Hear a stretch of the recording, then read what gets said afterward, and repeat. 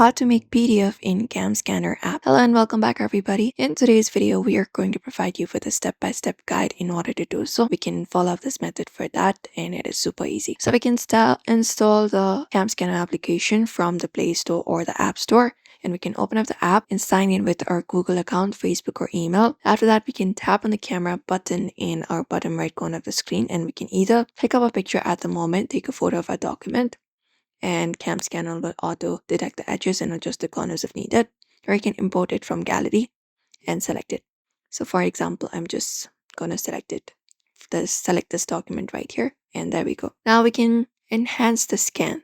So for that, what we can do is we can choose a filter. If we want, we can look out for the filtered option, tap on edit, and then we can choose our filters, etc. We can crop it out. Let me just crop it out for now. I'm gonna make it till here. And just go over and tap on right. Once you've done it, tap on next to save it. And you can even adjust the brightness and the contrast. And in order to convert it to PDF, we can look out for the option of done or the share or export option in the top. Tap on it. After that, we have this option called PDF, share as PDF. So you can tap on it. And once you tap on it, you can just go over and choose where you would like to share the PDF. For example, Drive PDF Viewer, you can tap on it.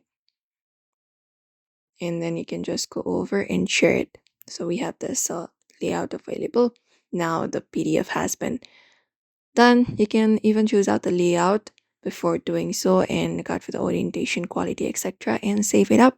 But usually this is how you do it. Now you can either share or download the PDF and upload it to cloud, etc. and get a PDF using the Camscanner application. Make it up. You can scan multiple pages, auto merge into one PDF, add password for security, add signature or watermark, and follow this method. But usually this is how you do it. So we hope this video was helpful. Give this video a like and subscribe for more tips and tutorials.